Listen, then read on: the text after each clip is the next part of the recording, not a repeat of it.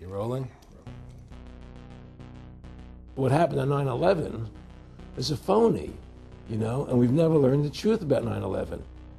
The whole agenda is to create a one-world government where everybody has an RFID chip implanted in them. All money is to be in those chips.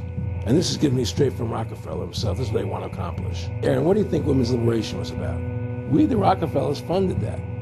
We funded women's lib. They do whatever they want to do. What we want doesn't matter anymore. It's their agenda, it's their plans that matter. They have all the money they want. They can make all the money they want. They have a machine that can make all the money. It's not about money. It's about control. It's about their vision of how they want to see the world. You hear George Bush saying democracy means freedom. No, democracy equals New World Order. I believe God put me on this earth to be the best person I could be, and put everybody on this earth to be the best they can be. You have to stand up for what's right in life. And unless you do that, you're nothing.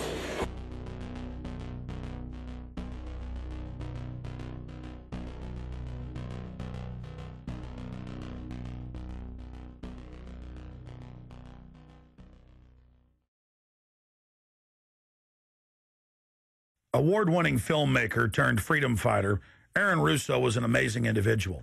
He'd been battling cancer for more than 3.5 years when he began making America Freedom to Fascism, that he shot, directed, edited pretty much on his own with just the help of a few people. An amazing individual.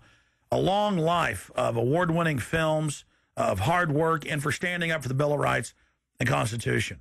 When we first went and shot this interview, I put it out on the web for free. But parts of it have never been seen. So here today, you're going to have a chance to see the in-depth interview, the final interview with Aaron Russo. But his important work lives on. He made one of the definitive films exposing the elite that control this nation and the world, the private Federal Reserve. And the information he put out 2 years ago rings more true today than ever. And his film, America Freedom to Fascism, and Mad as Hell, and the other great works he did just continue like ripples in a pond to light bushfires in the minds of men and women everywhere. So this film is dedicated to the one, the only, Aaron Russo. You rolling?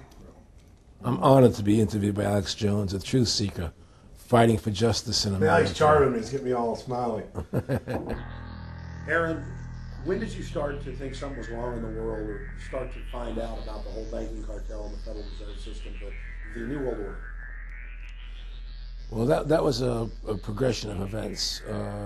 I've always been a very independent person, always believed in individuality, and that we were put on this earth to be unique individuals to fulfill our God-given potential, and that the only way to fulfill your potential is to be free, to find out who you are, and to make your errors, to make mistakes. And as I grew up, I began to realize more and more the government was inhibiting me in things that I wanted to do. And what happened, I was very successful in the ladies' lingerie business. I worked for my dad. He had a small undergarment business, and I created the first ladies' bikini panties back in 1963, actually. And then I opened up a nightclub in Chicago called the Electric Theater that opened up the day Martin Luther King was assassinated. All right, and so the city of Chicago was in flames the day my club opened, and nobody came out to the club. And well, what happened was that that was the year of the Democratic Convention in Chicago in '68, and so my club became a hangout for the hippies, and because they wanted to go to Chicago and protest what was going on. And I was having a concert at my club one night to raise money. And the police raided the nightclub, my club, for no reason at all. And I was standing outside in my office overlooking the street, and I saw all these paddy wagons pulling up in front of my club. And I was a 24-year-old kid. I had no experience at all, really. So what are these paddy wagons doing here? And then I saw all these cops getting out of the paddy wagons coming into my club. I said, oh my God, they're raiding me. And so I ran down to the stage, and I got on the stage, and I stopped the band from playing. And I said to the people in the audience, we're being raided, so sit down on the floor, cooperate, and plot your identification and cooperate with the police. And as I said that, two of the cops from behind threw me onto the floor and grabbed me and started dragging me out of the club. I'm going, you know, victory, victory. You know, I'm playing it for all it was worth at the time. I was a kid. And then I saw the fire department there. And the fire department was dumping garbage cans, the garbage all over the floor. And I thought to myself, well, why are they doing that? You know, very quickly as they were dragging me out. And I didn't quite understand it. So they threw me into the paddy wagon. As I got into the paddy wagon, one of the cops grabbed my testicles from behind and squeezed. And I went into the paddy wagon in gigantic pain. And the next person that came into the paddy wagon, the cop, as he was stepping in, the cops took the billy club, smashed him on the head with it, and just split his skull, you know, for no reason. I mean, there was nothing wrong. So that was kind of your wake-up. That was my awakening. It's like, what is going on? I thought this was America. So I initially blamed it on Chicago and made a daily thing. It was Chicago. And anyway, it was the headlines of the newspapers the next day. You know, there was my picture in the newspapers, the headlines, Electric Theater short-circuited, it was raided. And in the article, they went ahead and they said that the reason they raided the club was because the fire department came there and saw it was messy, full of garbage, and the hippies started attacking them, which was totally not true. Those dirty hippies? It was totally false. You know, it was a complete fabrication. So they ran a false flag on you. They framed you. Yeah, of course. You know, and I was in shock. I said, people lie like that? People actually do these things? I couldn't believe it. You know, it was an awakening to me. And I went on television. I told people on television that they lied. Nobody cared. Nobody cared what the truth was. You know, it was shocking to me. And then a week or 2 weeks later, I forget exactly what it was, two cops come to see me, a lieutenant and a sergeant, a captain and a sergeant.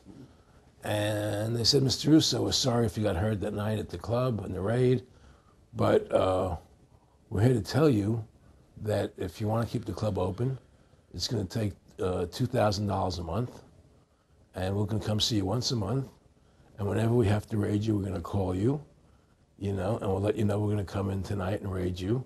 This was mafia. Well, the police mafia, Yeah. you know. And actually, it was actually more interesting than that. They said, listen, there's the A plan, there's the B plan, and there's the super deluxe plan. And this one, of course, each one will cost you that much money a month. Which one do you want? What was the super deluxe? That's the one I took. That was a $2,000 a month plan. And I took that plan, and I paid them $2,000 a month, and they left me alone. And whenever they were going to raid the club, they would come there, we're going to have a phony raid tonight, you know, just to look good for the people in the neighborhood, you know. So that was your first big education? That was my education into corruption in government, you know, but I really thought that was basically Chicago. I didn't realize it was the whole country was like that. And so that was my wake-up call, that people lie and cheat and steal. And I thought everybody was always honest and nice and decent, and I had no idea about any of these things. Well, what happened with me was that they finally one day they came to me, and they said, "Look, we can't take your money anymore." I said, "Why? What's up? What's going on?" They said, "We have to close your club. There's elections coming, and the aldermen in the neighborhood don't want you open anymore, so we can't take your money." So I had to go to court and fight them, and they were trying to close the club. And then one night there was a fire, and the club never reopened again. The club just closed, and that was the end of the club. And they burned me down, and that was the end of my experience. And then I moved back to New York, where I met Bette Midler, and I ran into her at a little nightclub she was playing called the Improv, and I thought she was fabulous. And through a series of events, I began managing her. And as soon as I started managing her, her career took off like a rocket. You know, it was just fortuitous, I guess. And we became very, very successful. And through managing Bette, I started producing shows on Broadway where I won the Tony, and I produced a television show where I won the Emmy with Dustin Hoffman and Bette, you know. And then I produced The Rose for her, where she got Academy Award nominations. And then that led me to producing Trading Places, which everybody knows. You know. I think it's the best Eddie Murphy movie. Well, it's a good one. I don't know if it's the best, but it's a really good one. And I'm very proud I made that movie. And so in my mind, I feel as if I've made a classic comedy in Trading Places. a classic musical in The Rose, and a classic documentary in Freedom to Fascism. You know, so I'm very proud of my work that I've done as a filmmaker. Aaron, why do you do this? What's the philosophy of your life? What do you think life's all about? I think the importance of life is to like yourself. If you don't like yourself, nothing means anything. To like yourself means you have to respect yourself. To respect yourself means you have to take actions that you respect if somebody else did them. And what's the point of living if you don't like who you are? You can have all the money in the world, and if you look in the mirror and you don't like what you see there, what's the point of it? So to me, the most important thing is that I like who I am, and that I take actions that I would respect if somebody else did them. That you live a life of character, honesty, truthfulness, and I believe that a person has the ability to mold their character like a sculptor can mold a piece of clay. You know, there's no saying that a leopard never changes its spots. I don't believe that. I believe people have the total ability to mold their character into what they choose to be in their life, what their ideals are. And that's what I try to do with my life. I am not the same person today I was 30 years ago. I've changed a lot because I wanted to be something better than what I was before. And my philosophy is that you have to like yourself, you have to be a decent person with character and integrity and honor. And that's what's important. Back in the late 80s, I was a pretty big silver trader and gold trader. And I don't think I've ever told this story on tape before. I was a pretty big silver and gold trader. And I always paid my taxes, and I took what was a legal tax deduction on my silver trades.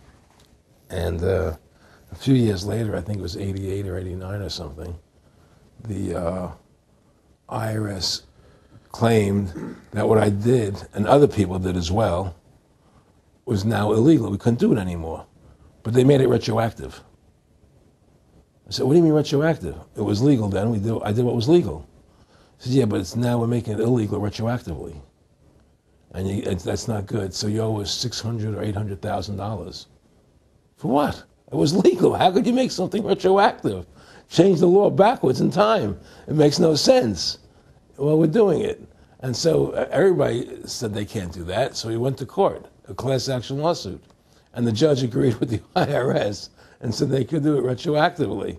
And that's when I knew that there was something wrong in America with the IRS and the system here, you know. Aaron, you were telling me this story last night, and before you even finished saying, in the late 80s, the tax law, I said retroactive. And I knew that because they literally ruined my dad, but he paid.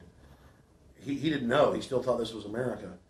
And it was legal tax law, what you're supposed to do. They said retroactively you owe, and with not just retroactive, but they said you also have penalties and interest. That's right. So how do you have penalties and interest on something when they retroactively changed the law? Well, first of all, they can't retroactively. How can you do anything retroactively? Penalties and interest are a farce. The whole thing, because they do whatever they want to do. And that's when I realized America is not America. It's not the land that I was taught it was. Because they can do whatever they wish to do. And there's nothing the citizen can do about it. Now, you've made America Freedom to Fascism. I want to walk through that film, and I want to encourage everybody out there to get a copy of it on DVD. It was also in theaters around the country, and I think the best film out there on the Federal Reserve and the IRS and the whole banker scam, and I want to discuss that with you here. But I wanted to go back a little bit to the point that we discussed last night, where you don't advise people to not pay. And I do the same thing. People say, well, wait, you're saying it's a scam, but you're saying go ahead and pay it. And I like the way you summed it up. Well, it's really fairly simple. I mean, since making that movie, you know, many people come to me and ask me whether they should pay their income taxes or not, you know, and I never advise people not to pay. And the reason I tell them, I said, look, I've done a lot of research. The Supreme Court has ruled that the IRS has no authority. The 16th Amendment did not give the IRS the authority to tax your labor and your wages. That's a fact. All right, the Supreme Court is the law of the land, you know, and the IRS does not trump the Supreme Court.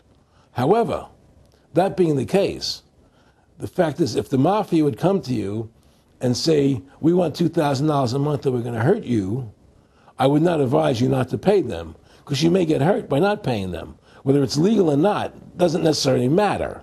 You're going to get hurt if you don't. It's the same thing with the IRS. they can hurt you. They can put you in jail. They can torture you. So if you don't pay them, you may get hurt. So I never advise people not to pay.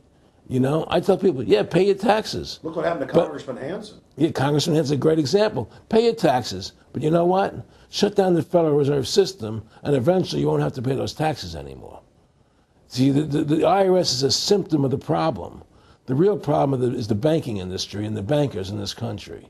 That's where the real problem lies. That's the root of our problem. That's why we've lost America, okay? So yeah, pay your taxes, because if you don't pay them, you might get hurt. And I've heard all the arguments, you know, what tax protesters say and so on and so forth. And I don't call them tax protesters. I call them the tax honesty movement, because they're being honest, you know, at least.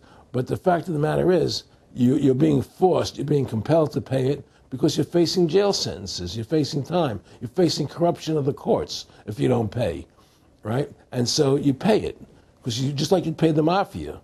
But with the mafia, at least you have the government to call and try and help you to get past the mafia, to protect you. Here you have nobody to protect you. The American people are living in a matrix. They don't understand the truth of how things are working in this country, you know?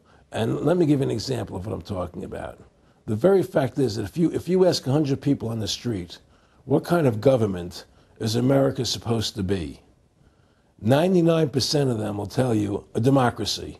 America is supposed to be a democracy. But that's a lie. That's an illusion. The word democracy is not written into the Constitution at one time. It's not in the Bill of Rights. It's not in the Declaration of Independence. The Founding Fathers hated the idea of a democracy. They thought it was the worst form of government there is. And I agree with them, because in a democracy, 51% of the people control 49% of the people. If you're part of the 49%, you're not free. America was founded as a constitutional republic. And in that constitutional republic that we have, 99% of the people can't take away the rights of 1%.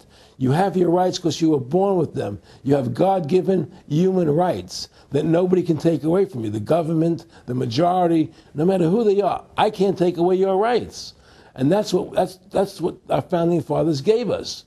But the psychological operations that they do to us, they make us believe that we're a democracy and that majority rules, you see? And they want you to believe that. Because then they tell you this poll says this many want this and this many want that and this many want this, and it doesn't have anything to do with anything. Well, Hitler was elected. Hitler was elected. Hitler did everything legally. And in a constitutional republic, a minority is protected against a majority. Wasn't it Benjamin Franklin, to paraphrase, that said to is two wolves and a sheep voting on what's for dinner? Exactly. And then he also said, in a republic, the sheep would have a gun to protect himself. You know, and that's the truth. America's not a democracy, but you ask the most intelligent people what form of government America is supposed to be, they'll say a democracy. Because that's what they've been brainwashed. They've been psyoped into believing that. They believe that we're in Iraq. They believe we're in Iraq to promote democracy. The word democracy, you hear George Bush saying democracy means freedom. No, democracy equals New World Order. Democracy equals slavery. The word democracy is not synonymous with freedom.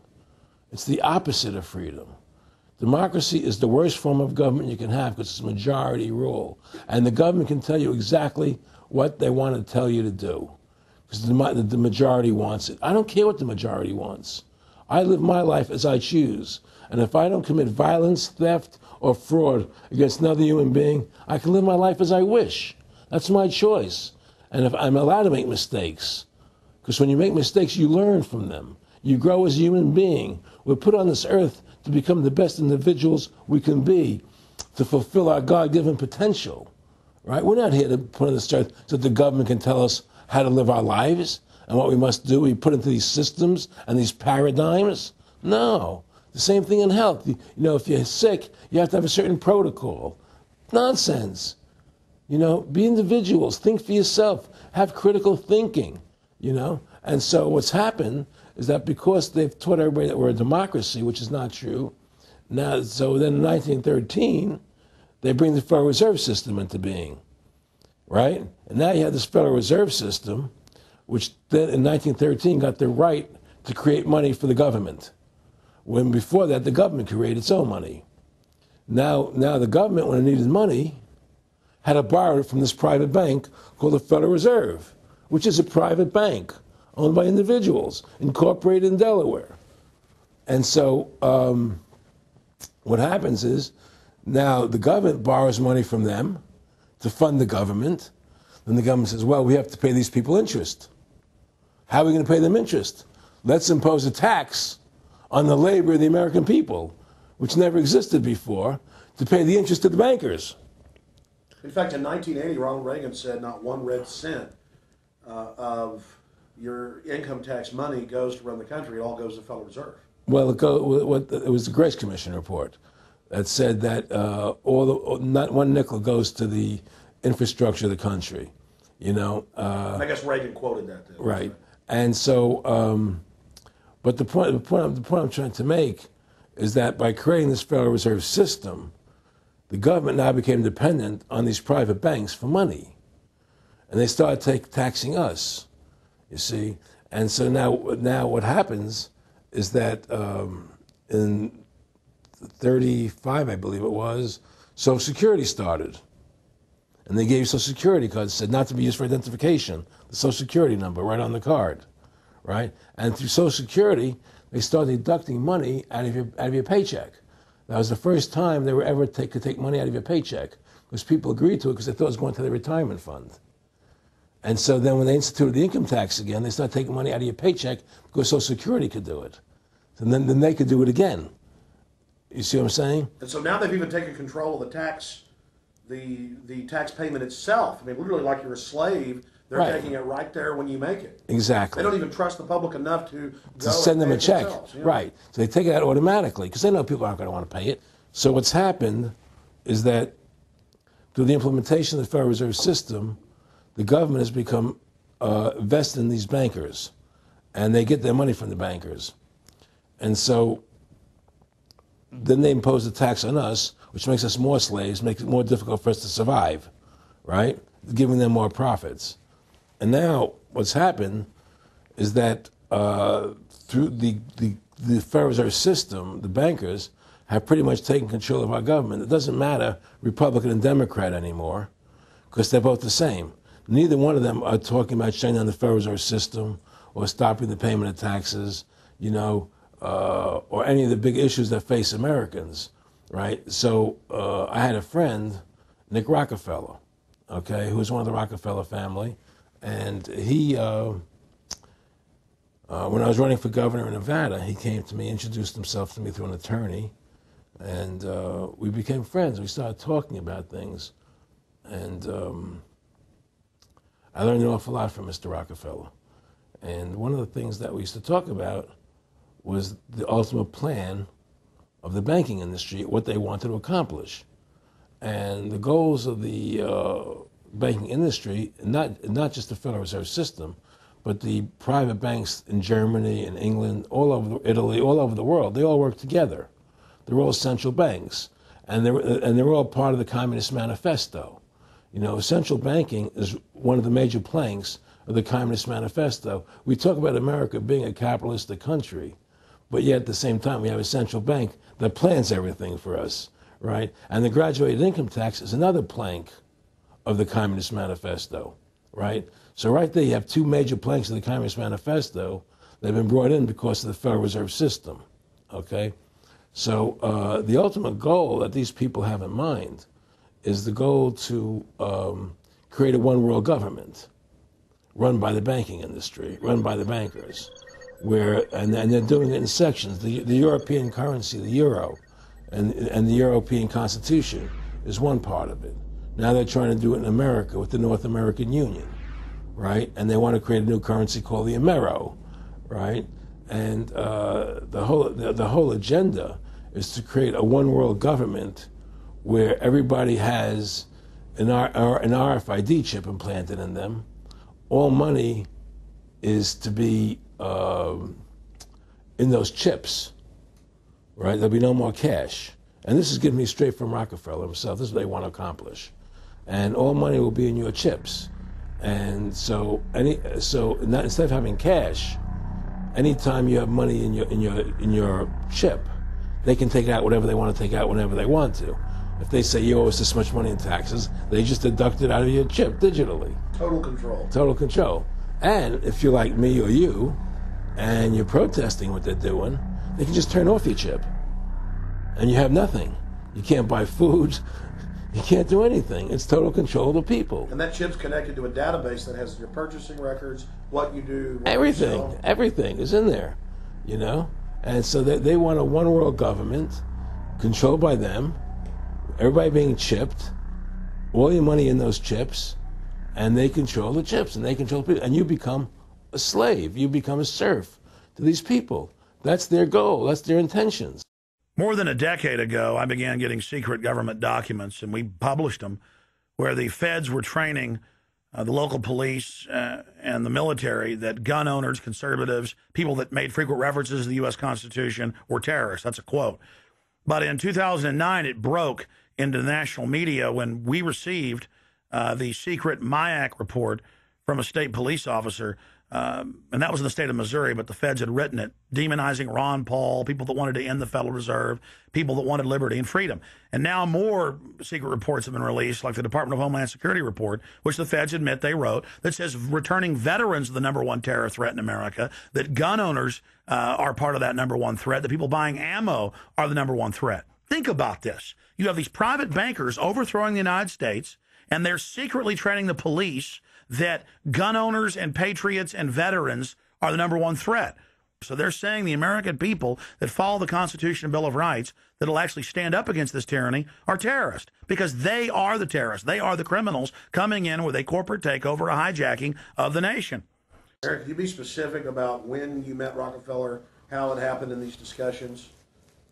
I met Rockefeller through a female attorney I knew who called me up one day and said, one of the Rockefellers would like to meet you. I had made a video called Mad as Hell, and he'd seen the video and wanted to meet me and knew I was running for governor of Nevada. So sure, I'd love to meet him. And I met him, and I liked him, and he was a very, very smart man. And we used to talk and share ideas and thoughts. And he's the one who told me 11 months before 9/11 ever happened that there was going to be an event. Never told me what the event was going to be, but there was going to be an event, and out of that event, we were going to invade Afghanistan to run pipelines from the Caspian Sea. We were going to invade Iraq, you know, to take over the oil fields, establish a base in the Middle East, and make it all part of the New World Order. And we'd go after Chavez in Venezuela. And sure enough, later, 9/11 happened, and I remember he was telling me how how you're going to see soldiers looking in caves for people in Afghanistan and Pakistan and all these places. And there's going to be this war on terror, which is no real enemy. And the whole thing is a giant hoax, you know, but it's a way for the government to take over the American people. He told you it was going to be a hoax. Oh, yeah. Oh, yeah. There's no question. He says, there's going to be war on terror. And he's just laughing. There's no, who are we fighting? I mean, why do you think 9/11 happened and then nothing's happened since then? Do you think that our security is so great here that these people who pulled off 9/11, who were able to, can't knock down another plane? Come on, it's ridiculous. 9/11 was done by people in our own government and our own banking system to perpetuate the fear of the American people into subordinating themselves to anything the government wants them to do. That's what it's about, and to create this war, this endless war on terror. And that's why and that was the first lie. And the next lie was going into Iraq, you know, to get Saddam Hussein out with his weapons of mass destruction. That was the next lie. Now, specifically, this was a little over 6 years ago. This was 11 months before 9/11. Yeah. And Nick Rockefeller, who's a lawyer, he's become your friend over the previous years, and he's saying to you that there's going to be this big event, and then out of that we're going to have a war on terror, and it's just going to go on and on. Right, an endless war on terror without any real enemy. That you can never, so you can never define a winner. And did he say that it's going to be perfect because you can't define an enemy? It just goes on? Yeah, because you can't define a winner. There's no one to beat, so it goes on and on forever. and they can do whatever they want. They scared the hell out of the American public. Look, this whole war on terror is a fraud. It's a farce. It's very difficult to say it out loud because people are intimidated against saying it. Because if you say it, they want to make you into a nutcase. But the truth has to come out. That's why I'm doing this interview.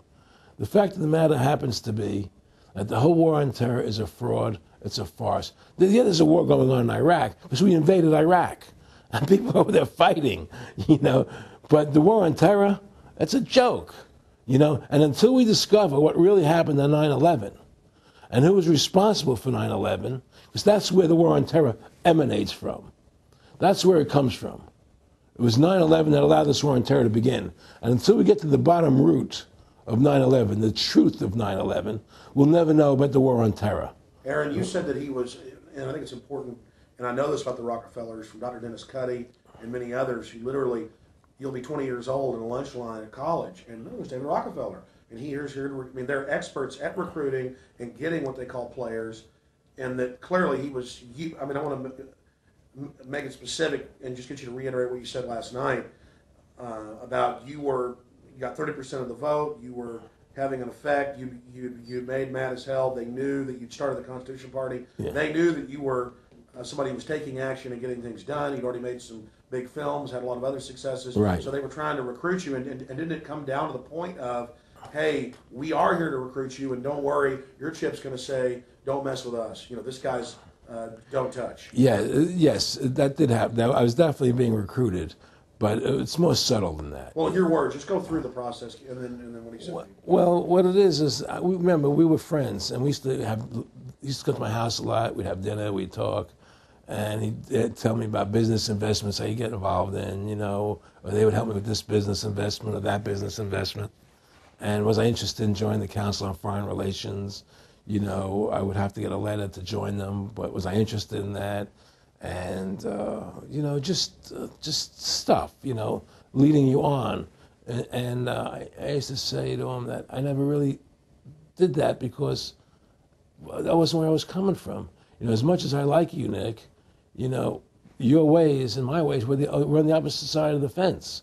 You know, I don't believe in enslaving people, you know, and he would come back with, oh, I do? Or? Well, it would be more like, you know. It's better for them. Well, it's more like, you know, how do I put it? It was like, what do you care about them?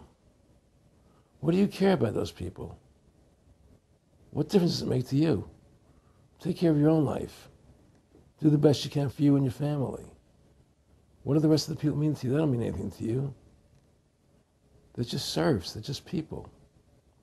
You know, it was just a lack of caring, you know, and that's just not who I was. It was just sort of like cold, you know. It was just like cold, you know. And I used to say to him, what's the point of all this? You have all the money in the world you need.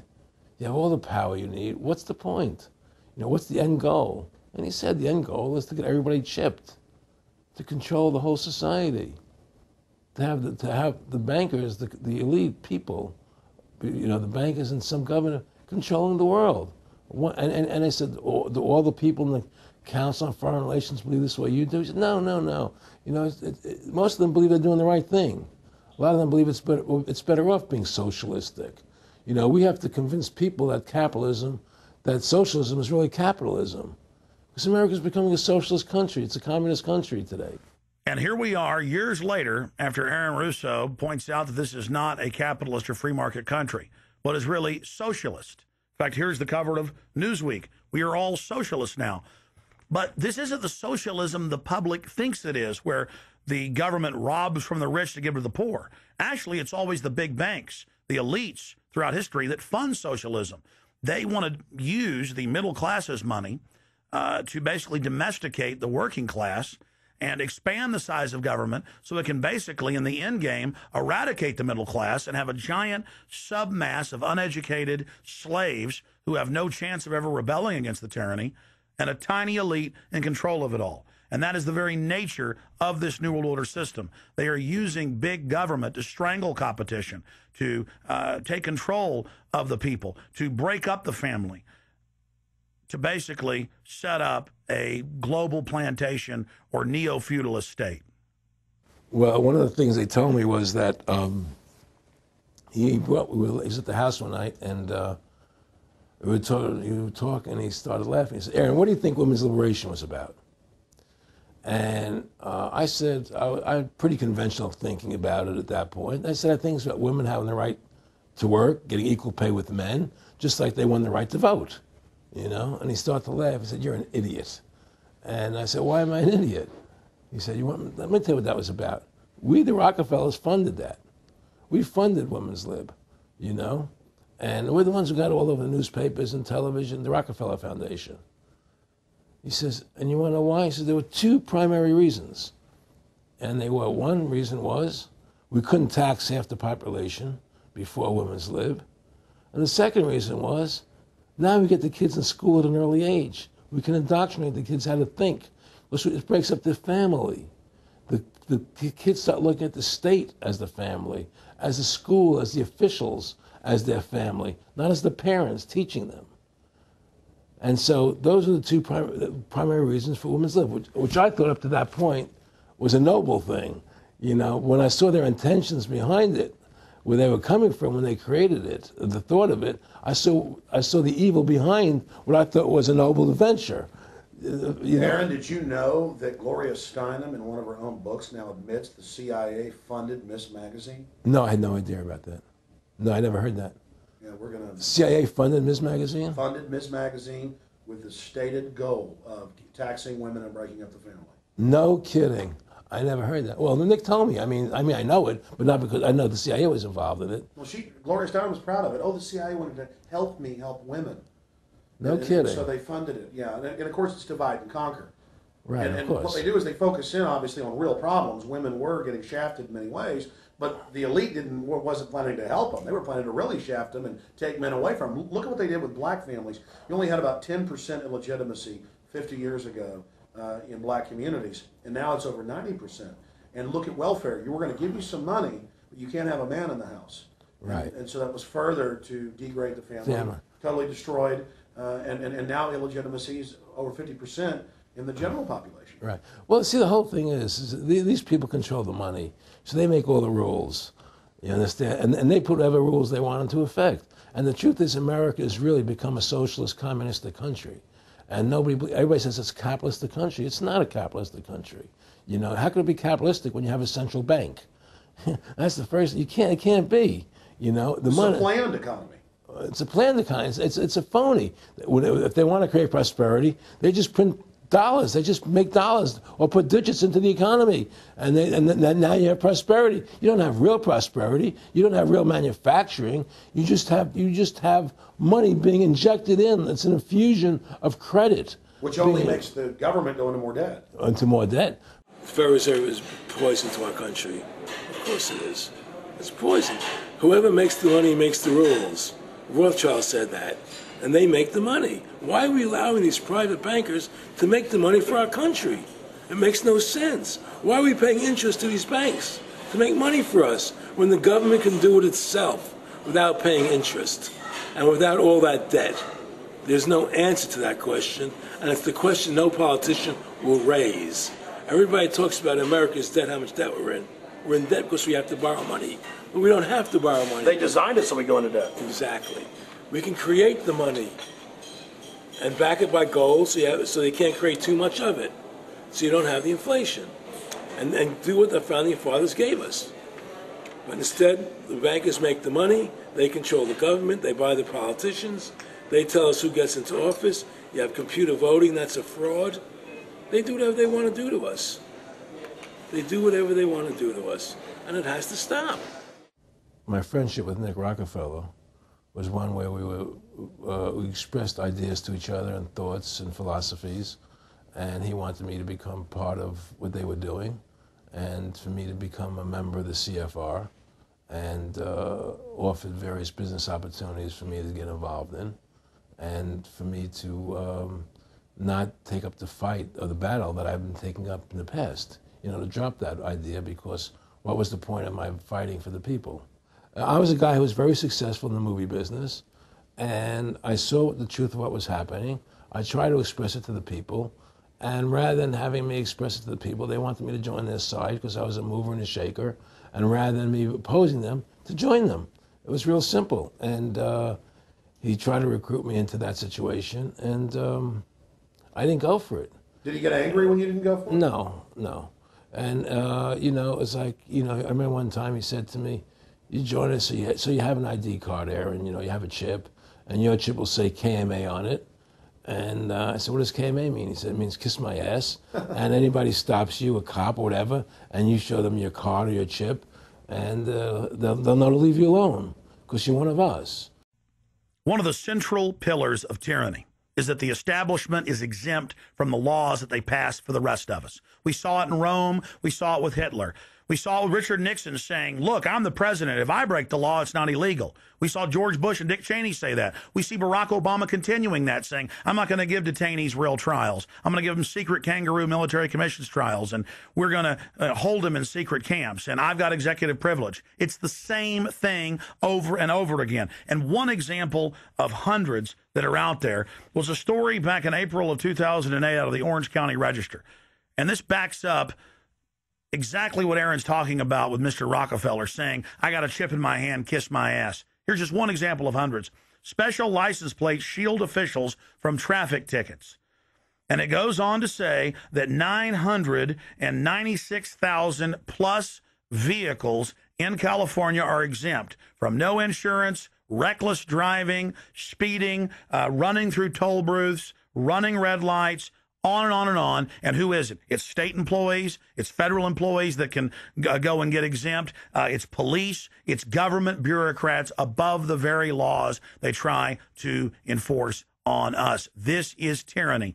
And so literally all over the nation, they've tried to pass it in Texas but failed. They want it where the police are above the law, where the government officials are above the law, where they have immunity, where they can't be prosecuted for crimes. Congress exempts itself from most of the tax laws and other laws that they put on the rest of us. They're exempt from Social Security, and they get a pension that pays out on average 5 times what citizens get.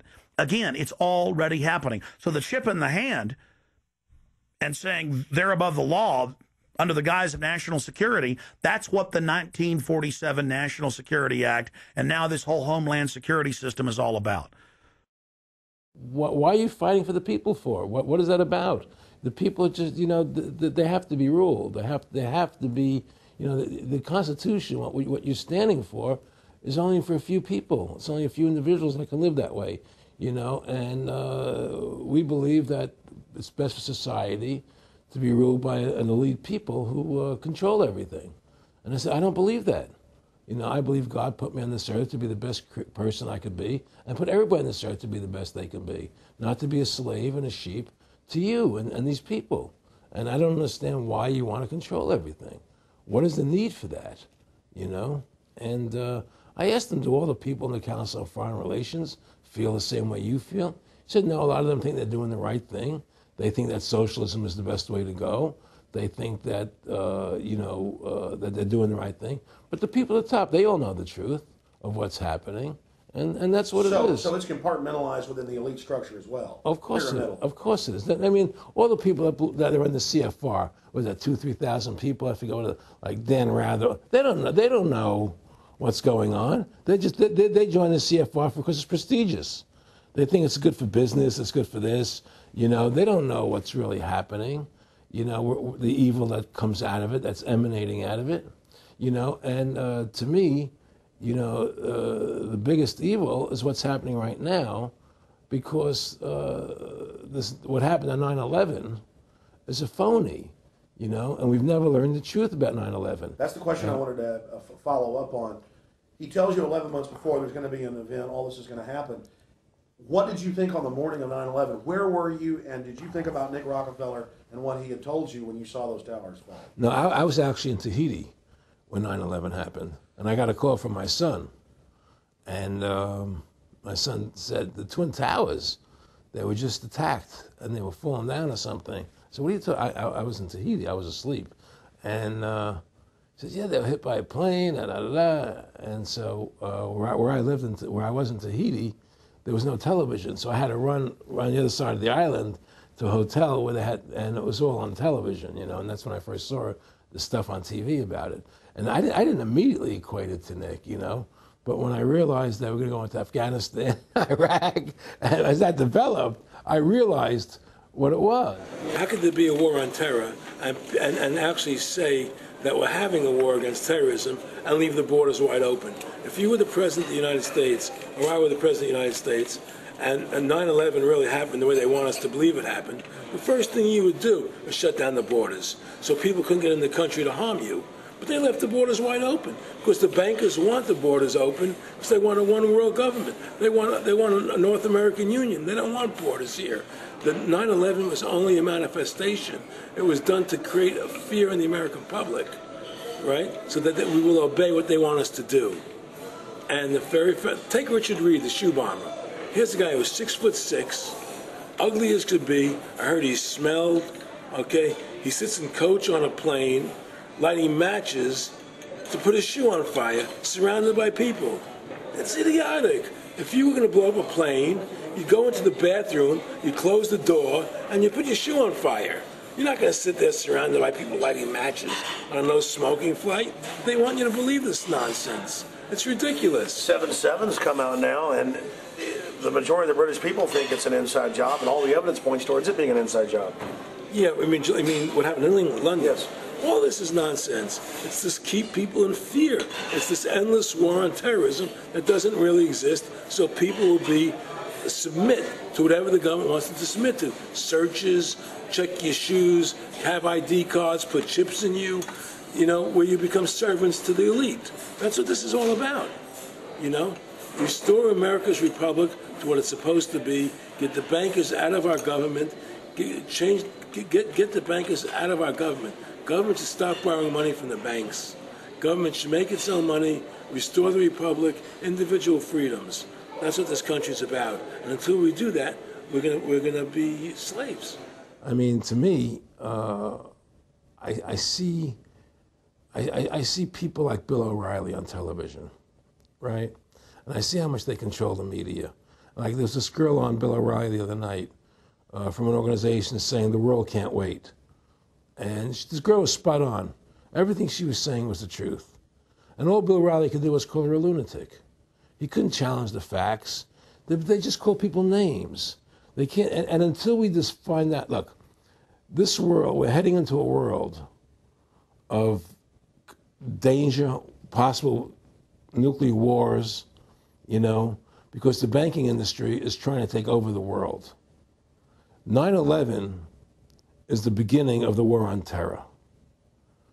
That war on terror is leading us into Iraq, which is the next lie. So you had the lie of 9/11, how that happened. Nobody knows how Building 7 came down. Okay, we know 9/11 was a fraud. The American people don't know it, but more and more of them are believing it. Okay, so that was the first lie. Besides the inception, I'm not going back to the inception of the Federal Reserve, that original lie. But 9/11 was the first lie in this present state we're in. 9/11 is the kickoff of the war against the American people and the people of the world. 9/11 was a phony. It's a fraud. It didn't happen the way they told us it happened. Now, because of 9/11, we then had the authority to go into Afghanistan and Iraq. Iraq didn't have weapons of mass destruction. Okay? So that was the next lie. Now they're talking about going into Iran. Now, how would you feel if you were Iran and you had this big, powerful country, America, go into your next door neighbor, take over their oil fields, right? Wouldn't you be worried that what they were going to do to you? Of course you're going to be worried. But the people of America don't think about it from Iran's point of view. They think about it from our point of view. So now we're going to send more troops into Iraq and keep building up because they want Iraq and the Middle East to become part of the New World Order. And Iraq was using, Saddam wanted to start using euros instead of dollars, right?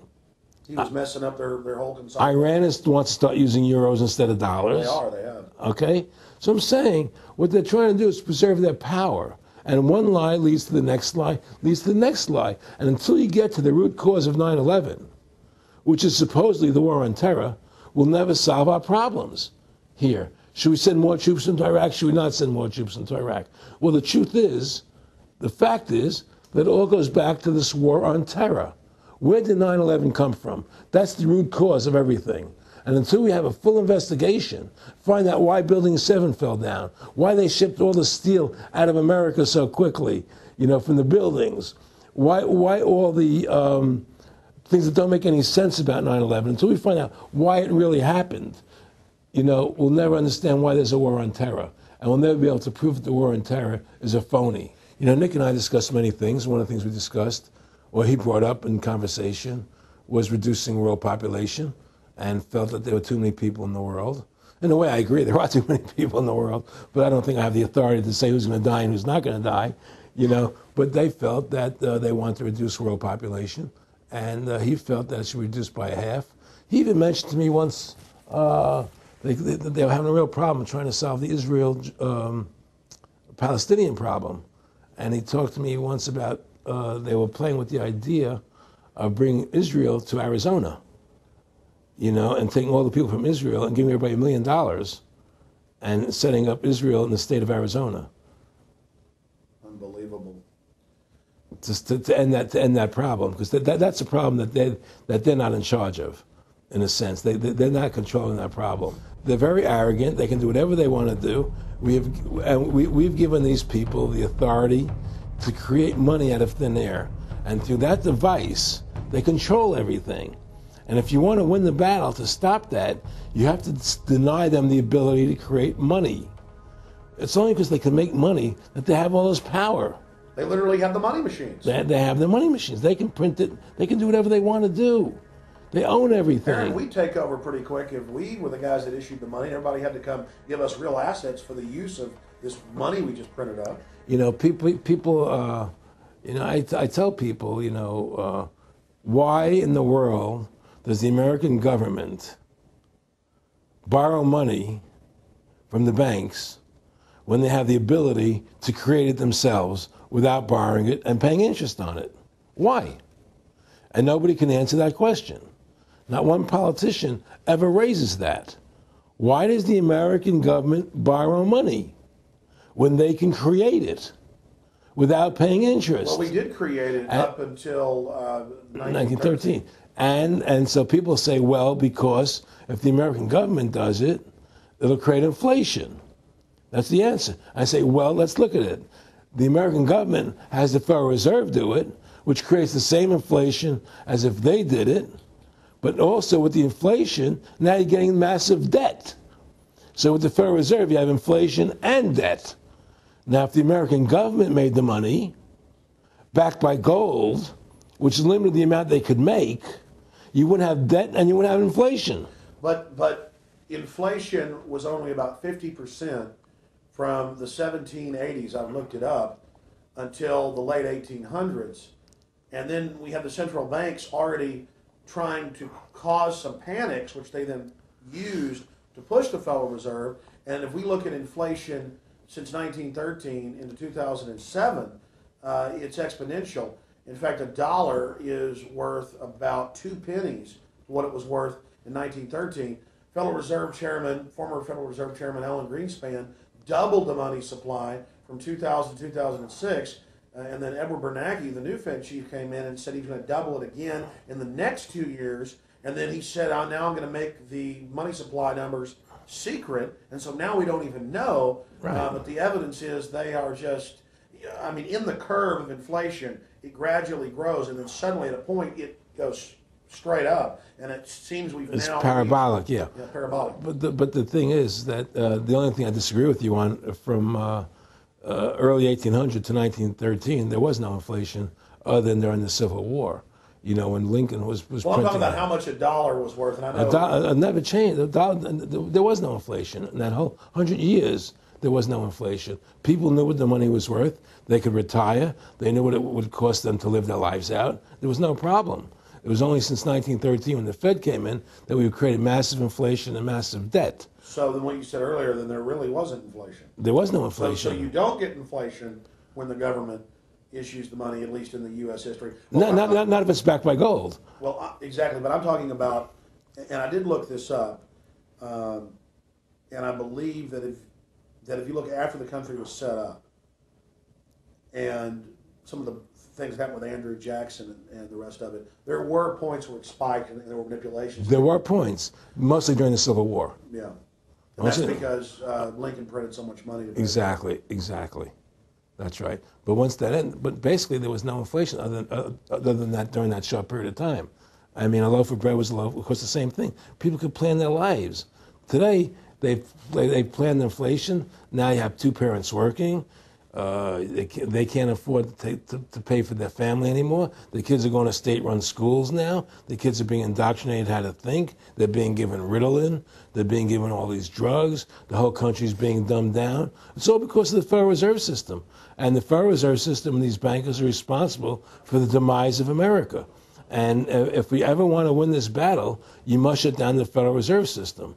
And we must shut down these bankers and restore sound money to this country. Will you talk a little bit about some of the families that own the private Federal Reserve, the stock in it? And I mean, obviously, you say you're not a big expert on Bilderberg Group, but you talk about how it's the same system worldwide. It is the same families. They meet and kind of set the policy each year, and then it goes to the Royal Institute of International Affairs in England, it goes to the CFR in the U.S., and then these are their management bodies where they wield control, really the de facto Congresses over the nation. So, I mean, I would like to get you to speak some about the families that own and run the Federal Reserve, and if you can connect it into these other international bodies. Well, I can't speak to those families because I can only speak about, what I know for fact. Everything else is speculation, and I don't like to speculate. I know about Rockefeller because I was friends with him. We talked about it, and I can tell you firsthand. What did Rockefeller tell you about the Federal Reserve and their family owning part of it? Well, he said the New York Fed is the main controlling interest of the Federal Reserve System.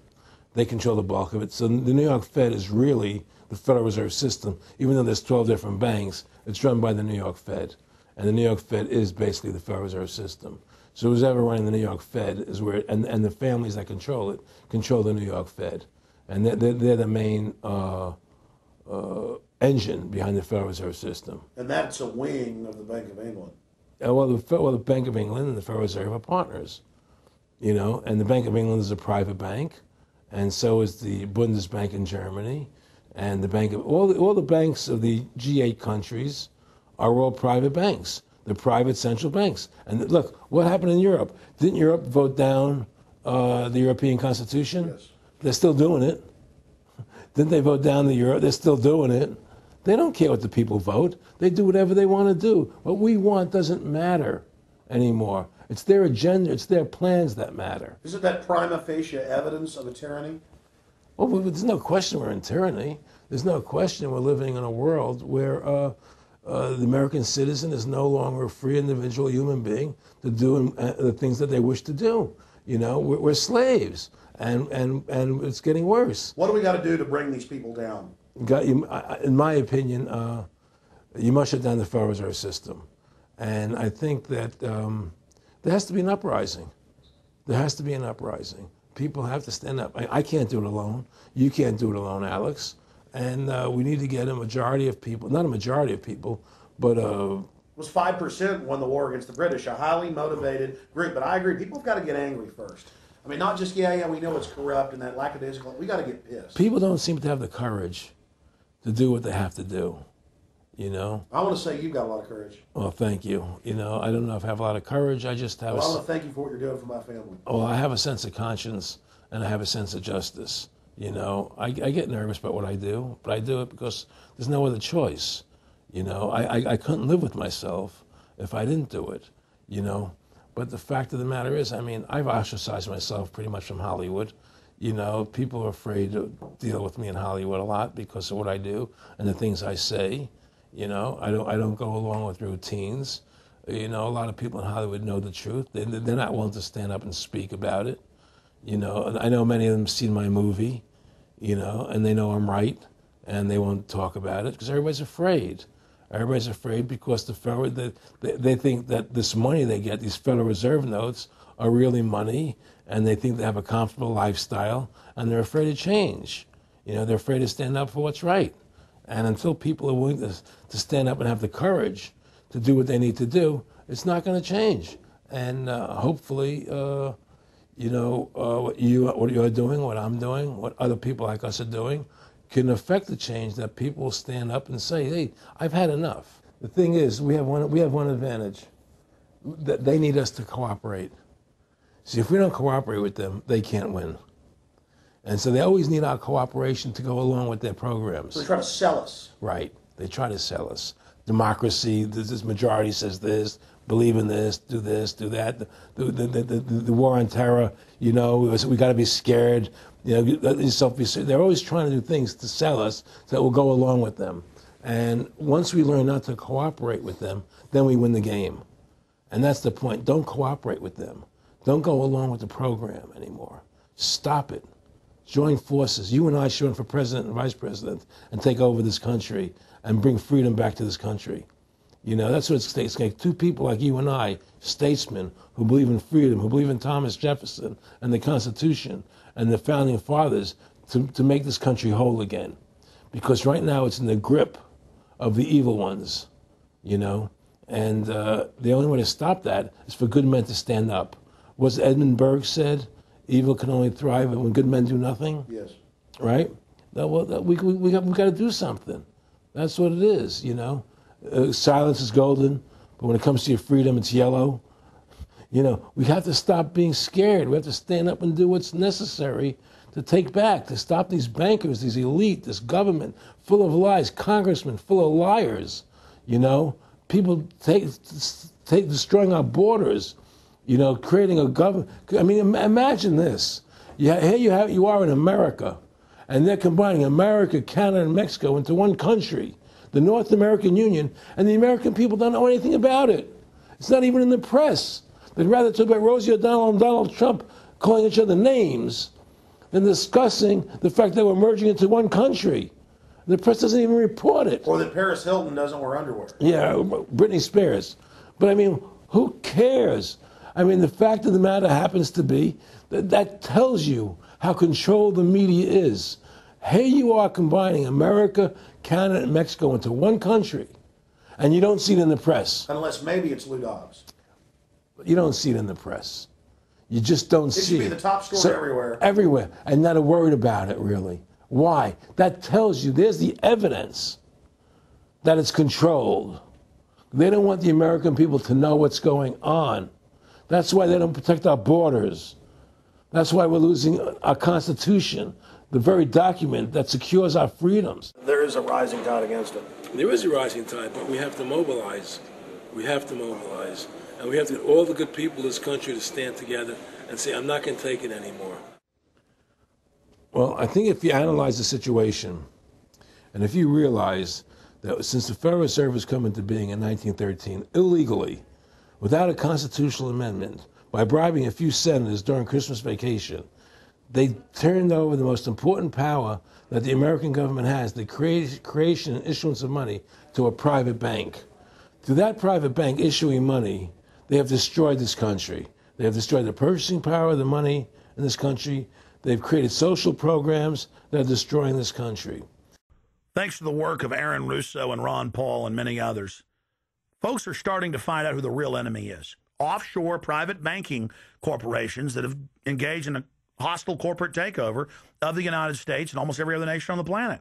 And the private Federal Reserve is their beachhead here in the United States. Ron Paul has introduced H.R. 1207 that at time of taping has over 87 sponsors just to audit the private Federal Reserve that arrogantly says it's above all U.S. laws and above all three branches of government and that no law enforcement can investigate them.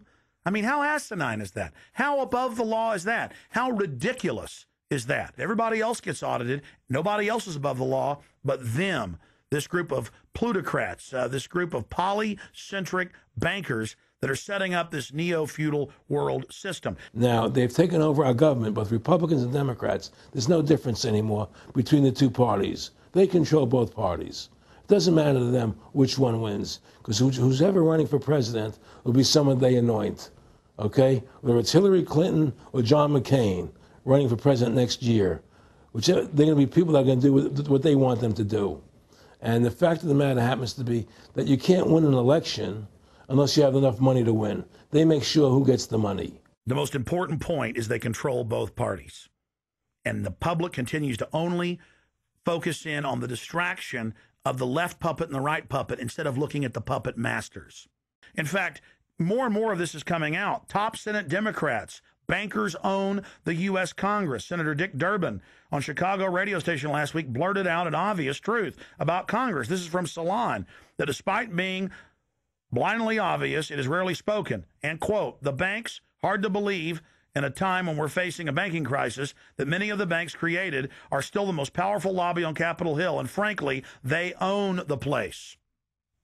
So there is one of the most powerful Democrats in the country, top Senate Democrat, saying bankers own the U.S. Congress. It's true. Let's admit it. Let's stop debating the two puppets they put out in front of us, the liberal puppet, the conservative puppet, and then every time we wake up to one of the puppets, they just replace it with another puppet. Let's look past the puppets to the puppet master above them that's controlling the puppets. That's all Aaron Russo and myself and Ron Paul and so many other people are saying. Let's get back to a culture of liberty versus tyranny, not this left-right diversion. You know, when folks are sick of Obama in 4 to 8 years, they're going to put a Republican in, and they'll put out different rhetoric, but carry out the same operation. Because as the top Senate Democrats said, the bankers own the place, even though they engineered the crisis. And make no mistake, they did engineer it by design.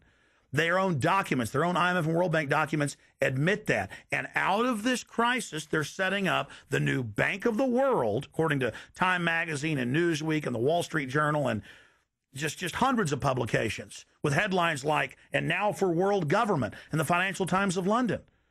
They create the crisis and then say, okay, our Ponzi scheme's falling apart and bankrupting you. Give us $12.8 trillion in the first 6 months of the banker bailout.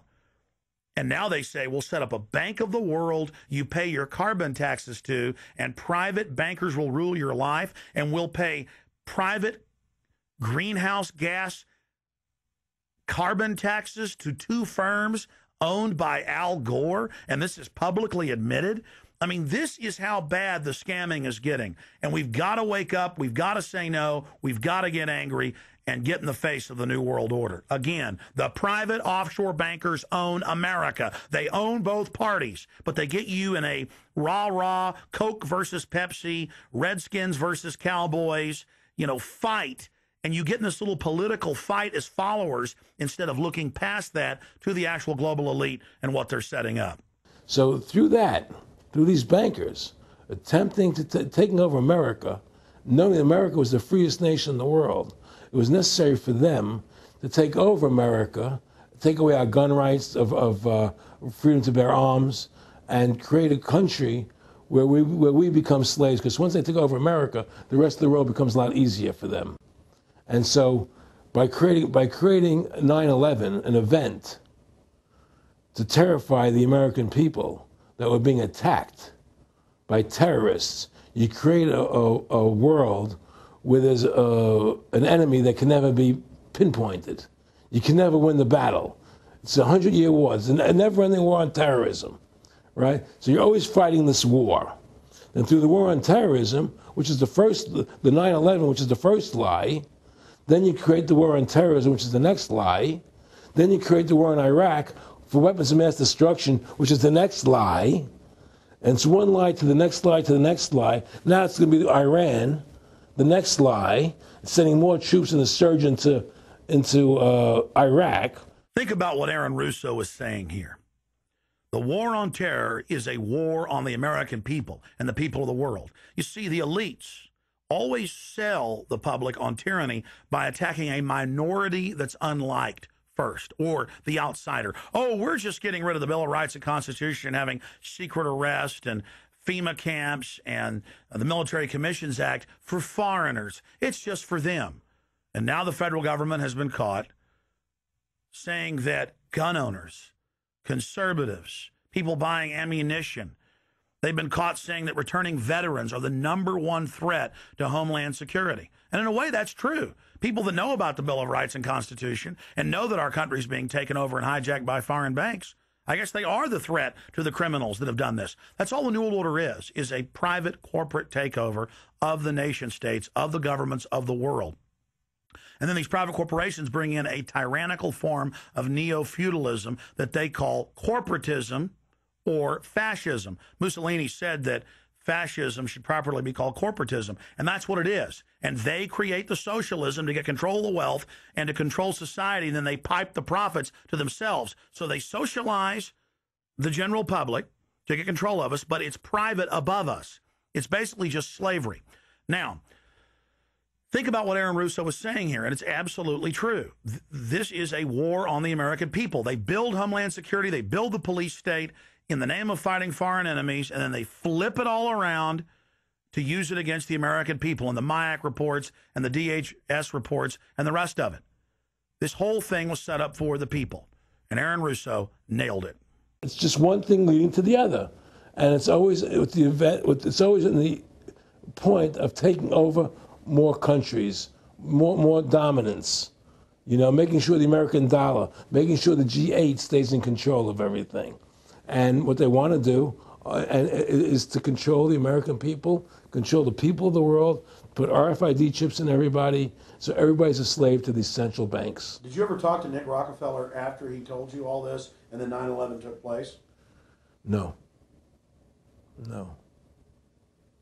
No. But he did. He told me that you're going to see men running around caves looking for Osama bin Laden. You know, you're going to see men looking for, these guys, and they're going to be, He told you it was all going to be bull. It's a phony. The whole thing is a fake. It's a fraud. Was he laughing, or was he just coldly saying this? No, it was more laughing, cynical, laughing. It's more like, look how stupid everybody is. Look how stupid everybody. We can do whatever we want to do. Well, it is ridiculous. It's like with al-Zakari. They claim they killed him like 14 times. And then they never said, well, we didn't kill him last time, but we killed him this time. They never even now they're like practicing being ridiculous. Well, what about bin Laden being in the American hospital, getting kidney help? Yeah. Right? In the American hospital, right? They could, if they wanted Osama bin Laden, they could have gotten him. Oh, yeah. He was right in the American, after the coal. Well, every time our troops really would keep catching Taliban leaders, they would be ordered by the generals to let them go. That's come out in the newspapers, but only here or there. And they kept going, and then Pat Tillman was complaining about it, and then he got shot. I've talked to his brother. Oh, you did? And then he got shot, and there was a big hero charging Al-Qaeda. No Al-Qaeda, somebody shot him in the back. Look, we're dealing with complete evil. We're dealing with complete evil. And until the American people wake up and say, we don't want this evil in our country anymore, and we want to come back to a country of decency and goodness and integrity and honor, we're going down that road. And that's what it's going to take. It's going to take people to stand up and say, we don't want to live in this kind of a world anymore. I believe we should pull all our troops out of Iraq. I believe we should leave other countries alone. Let other countries live their lives the way they choose to. Stop trying to spread democracy around the world, which is the worst form of government there is anyway. Restore our republic to what it's supposed to be, and go back to what the founding fathers gave us, and try and restore that. Restore the republic. Like the point of everything is that we have to mobilize. Each one of us. You and I can't do everything, Alex. You and I may be leaders. We may be out there, and people listen to us, what we have to say, and follow us. But the truth of the matter happens to be, it takes all Americans to stand together, to stand tall, to mobilize and say, we're not going to take this anymore. I'm mad as hell. I'm not going to take it anymore. We're going to stand up and fight the battle. And you and I can't do this alone. We're just leaders of the thing. But other people have to join in with us and stand side by side, shoulder to shoulder, and say, I'm not going to take it anymore.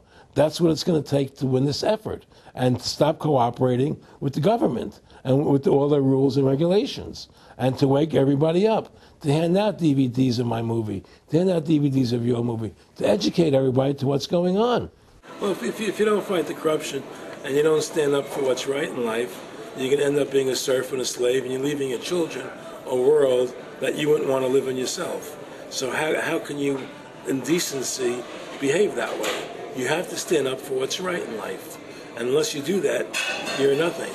Well, freedom and liberty is what people really want, and it's time to stop the duplicity of the government from lying to us.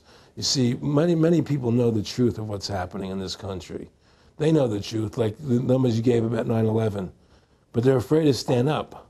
People have to find their courage and stand up and say, I'm not going to take this anymore. I know the truth, and it's like they create a situation where if you tell the truth, you're considered a lunatic. You know, in other words, if someone goes on a TV show and says 9/11's an inside job, oh, you're an idiot, you're crazy. They call you names. You can't be afraid of that. Well, it doesn't work anymore. I mean, they have no facts. Just calling you crazy doesn't make you crazy. Well, we know that. They also go get kooks who are kooks to put them on and then say they represent us. That's right, exactly. Another tactic. Exactly. And Bill O'Reilly's great at that. Sean Hannity is great at that. They just put people on who they can dominate, you know. But why do you think guys like that, they're not stupid? I mean, I've talked to people that know, they know the truth. Why do you think they decide to join the evil? That has to be in their hearts. I mean, I had the opportunity to do that, and then in my heart I couldn't do it. So it has. But I mean, how could you or I consciously be involved in something like putting AIDS virus in black Africans' vaccines? I mean, what the hell? I mean, it's like, we're not good guys either. I mean, I don't think I'm like some special perfect person. What the hell's wrong with this elite? I mean, what are they running around doing evil? I mean, they just run around continually doing evil. Well, I think a lot of them think they're doing the right thing. I think a lot of them think they're doing the right thing. Not the top elite, but people within the system, you know. But I think that it's all about, as Nick said to me, it's about control and power. They have all the money they want. They can make all the money they want. They have a machine that can make all the money. It's not about money. It's about control. It's about their vision of how they want to see the world in their eyes. And, you know, you and I believe in individuality, in the person being the dominant thing, the individual being the dominant person. Today we live in a world where institutions are dominant, not people. You know, the American, you know, we the people, by the people, for the people. Now it's we the institutions, by the institutions, for the institutions. People are secondary. It's all about corporations and institutions. And the Federal Reserve is the biggest institution in the world. You know, if you ask somebody what's the biggest corporation in the world, they'll say Google or Walmart or Exxon or something. But the biggest corporation in the world is the Federal Reserve System, right? And all the other corporations feed off the nipple of the Federal Reserve System. Well, it's like the Monopoly game. The bank always wins. It has unlimited money. It's not the people playing on the board. Exactly. The bank owns the board, the box, the shelf it's sitting on. But that's because you gave them the ability to make the money. You have to take that away from them. We need to take the bank away from the private bankers. Exactly. You have to take the creation of money away from the private bankers, and you'll solve 95% of your problems. Well, let me look at America. 10% growth rates every year like China's having right now. The U.S. had 10% growth rates until the Federal Reserve took over. And then if you look at that, it all starts really going downhill from there.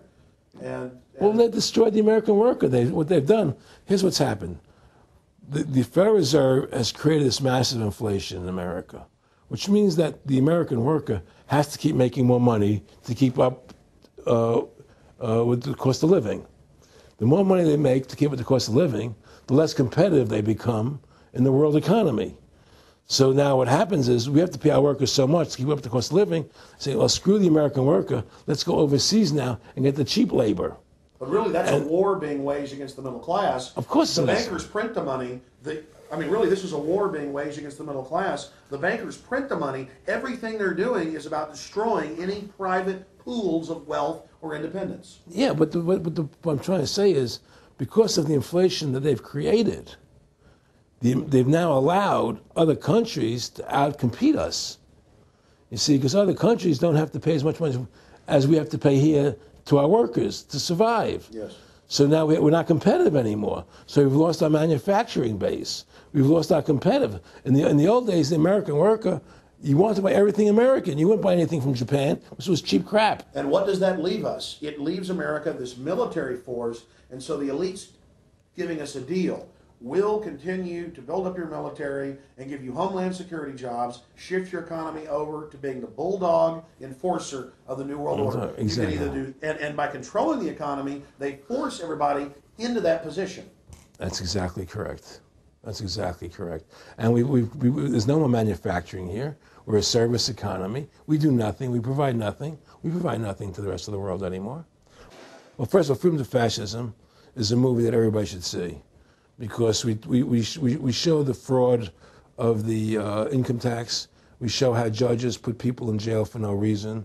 We show the corruption of the justice system, and we show how the Federal Reserve came into being and how it's controlling society, and how all the central banks of the world are working together through the Bank of International Settlements in Switzerland, which is the central bank for all the central banks, and how they all work together to create this one world government, the one world order, which is what they're trying to do. So Freedom to Fascism is a movie just to get you a good basic education about how the world is really working. And I really want everybody to see that movie, critical. In terms of the CFR, in terms of compartmentalization, I mean, there are many good people, I believe, that are part of these organizations who don't even understand what the organization's really about. People like when I was in Germany doing cancer treatment, there was a gentleman there who was visiting a friend of his who had cancer. And he was a member of the CFR.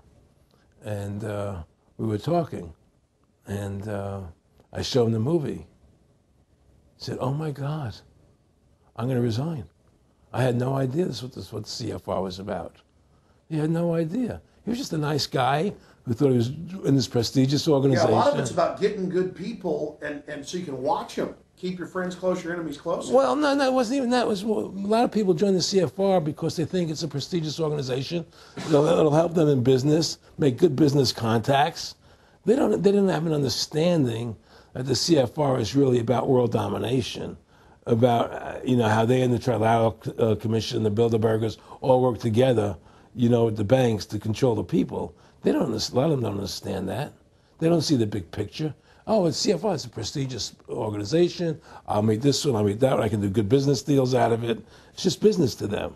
The CFR wants to get the people in there that have influence and power, and so they're part of that. So they're not opposing them, It's like the whole country today is becoming the haves and have-nots.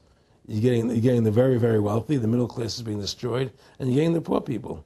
Isn't this just a slick mafia that took over and uses fancy PR? Well, you can call it mafia, you call it whatever you want, but it's definitely a criminal organization. There's no question about it. But it's a criminal organization that has prestige, that appears to have what's the word I'm looking for? Class, style. It's like, respected.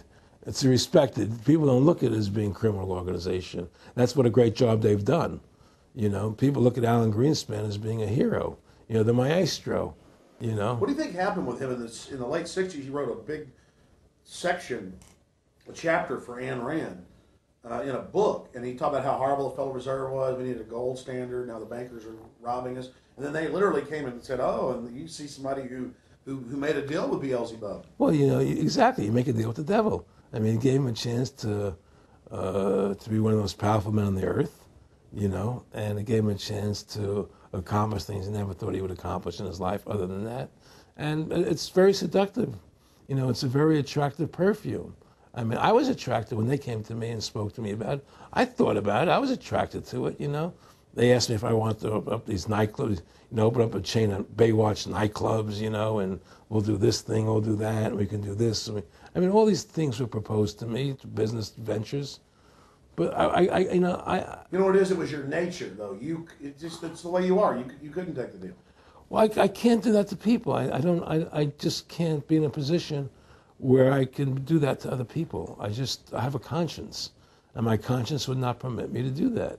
People say I'm very courageous. I don't think I'm courageous. I think I have a conscience, and my conscience doesn't allow me to do that to people. It makes me feel sick.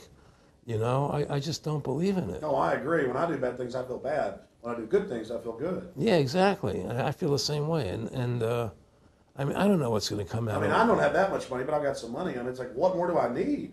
I can go on a trip if I want. I can help pay for my kids to go to school and have my wife, comfortable. How do I go out and screw people so I can have some more junk? Well, money's a funny thing. I was talking to Michael Eisner one day, and I said to Michael, you may have $1 billion, Michael, but they're all dollars. If the dollar goes bad, how much money are you going to have? you know, and that's the thing, you know. You know, everything is denominated in dollars. Everybody thinks in terms of dollars, but the dollar has no value. And then someday it's you know, everything returns to the mean. Well, really, the whole universe, financial universe we live in, is a matrix fraud. Yes, it is. And that's why it's going to come crashing at some point. And they're going to try and hold up as long as they can. I mean, whenever they want to manipulate the markets, they can. If they want to send the price of gold down lower, they can. If they want to send the stock market up, they can. They do that. There's no more free markets. You don't live in a society where free markets rule anymore. You don't live in a capitalistic society, you know. But meanwhile, they say it's capitalistic Right. and free market all day, when really they're waging war financially and politically. Exactly right. Aaron Russo, I want to thank you for this interview. Anything else you want to add? No, I'm happy to do it for you. How about your website? My website, freedomtofascism.com. Go over there, take a look at it, you know. But just, folks, you know, all I can say is, you know, take our country back, restore the Constitution. Don't let these bankers do this to us anymore. Stand up, don't be afraid of them, and do what you got to do, you know. And I have plans in the works, and when I get over my problems, you know, we'll reveal them, you know. And Well, I'll be supportive of that. thank you, Alice. And listen, you've done a great job alerting people to the truth. And don't, in other words, don't be afraid to be ridiculed by these people. You know, if 9/11 was a phony, and I know it was, then stand up and say it's a phony. Don't be scared to tell the truth. Don't allow their you know, their powers of trying to make you look silly to frighten you. What did you think of what Charlie Sheen did? I love what Charlie Sheen did. I was so respectful of what he did. I just applauded him. People saw right through that attack. They flipped a light switch when they went after him. Yeah, but they don't. You see, the thing is that more people don't come out and do it. You know, to build that wave. Charlie did it. I'm really proud of the guy. David Lynch did. But the media was smart and didn't bite this time. Right. I mean, a few people have, but they're not picking up on it because they control the media. James Brolin did on The View. I heard that as well. But again, they're not picking Barbara up. Walters looked like she's about to have a heart attack. But they're not. But they don't pick up on it. You see, they don't allow it to go anywhere. You know, it comes if someone says something, they let it die. You know, but they keep perpetuating. You know, the war on terrorism. They keep perpetuating all these things that are lies. And because we've given the Federal Reserve the money-making power, they control the media, they control the government, and they're all in bed together. So you're fighting all this propaganda all the time, and it's a very difficult fight. Americans, mobilize. Stand together, stand tall. Tell the government you're mad as hell. No longer cooperate with the government. Do not accept the national ID card. Do everything in your power to restore freedom and your individuality back to America. Stop being a country run by the institutions for the institutions.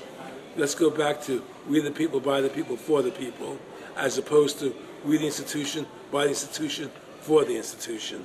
Stand up for your individual rights. Stand up for the godliness that's in each and every one of us. Thank you for watching this historic interview with Aaron Russo. Please don't just stand down after watching this film. Research the private Federal Reserve for yourself. Realize it is the main head on the Hydra that we have to go after. Realize that we can fight the political parties all day, but until we go after the heart, the root of the problem, nothing's going to get better. We have this ruling class of private bankers that issue all this fiat currency, and they have committed unbelievable crimes and have the audacity to claim that they're above the law.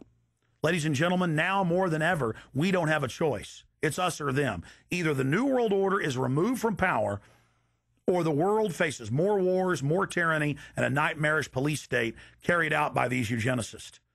So in the memory of Aaron Russo and every other freedom lover out there in history, and for the future of our children and the species, humanity itself, let's call for grand jury investigations of the private Federal Reserve.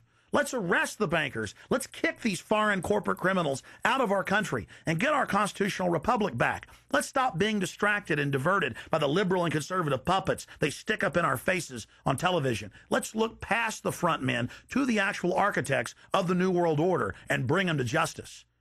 There's no way these arrogant bastards can get away with this if we expose them and speak out against them. And more, it's coming out even in the mainstream media that they are a pack of criminals who are above the law and who have hijacked our nation. But they're only above the law in our minds. We have to expose them as the criminals they are and bring them to justice. Look in the mirror. You are the solution. Take action and join the ranks of folks like Aaron Russo, Ron Paul, and so many others. God bless you all, and thank you for watching this presentation. Now spread the word about the true enemy of the people in the Fed, in the New World Order, in the hegemony of private central bankers.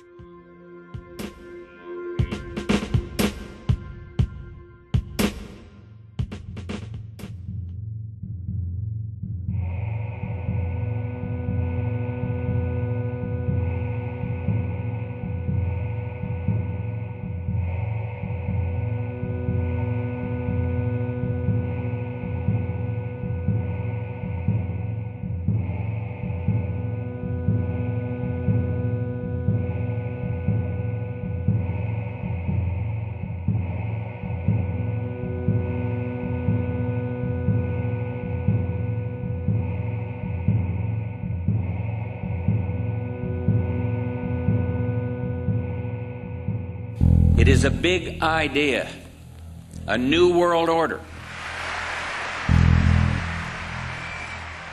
In the near future, Earth is dominated by a powerful world government. It's known as the Bilderberg Group. Could their objective be world domination? For thousands of years, their dark order grew. Now, as they hail the birth of the New World Order, their great dream of exterminating 80% of humanity is at hand.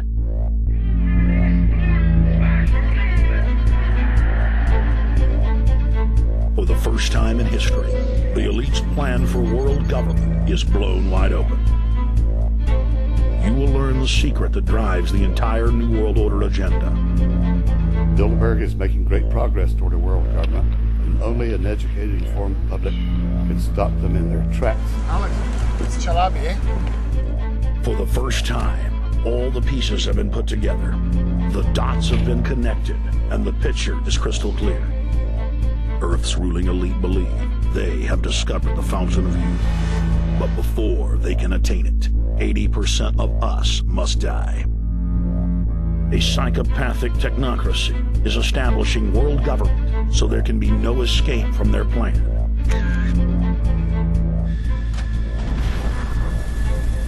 The New World Order is the old world order. I mean, it's just the names have changed, the appearances have changed. Most people have no idea. They're not after money. They have all the money they need. They're after power. That's their aphrodisiac. I was pulled out of a plane in Munich. They interrogated me 4 hours. Some shots were fired. I need you to move off the property. Their great dream of exterminating 80% of humanity is at hand. Endgame. Blueprint for global enslavement. You have been warned.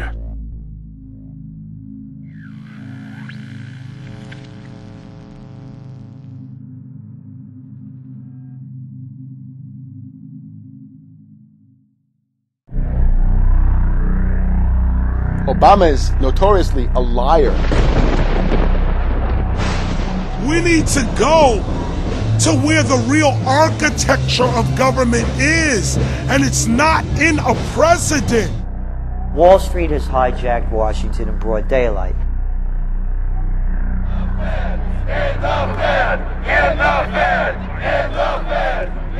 Well, Obama's already fudging.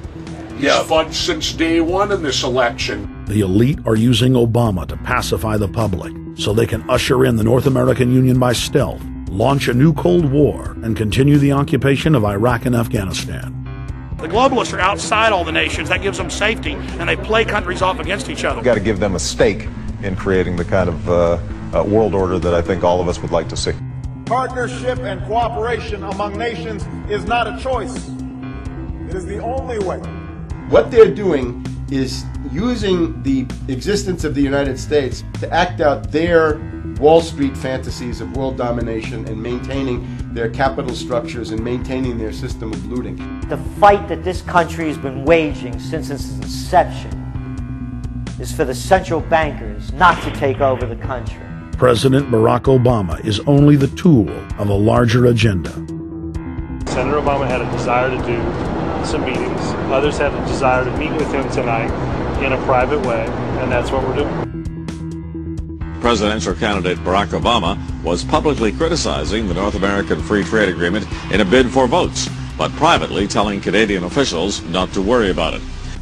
If you talk to our generals, they are desperate for is a civilian counterpart to our military force. What do you call this thing where you get this false sense of gratification, but because a black man is in office, everything's gonna be all right? No, everything's not gonna be all right.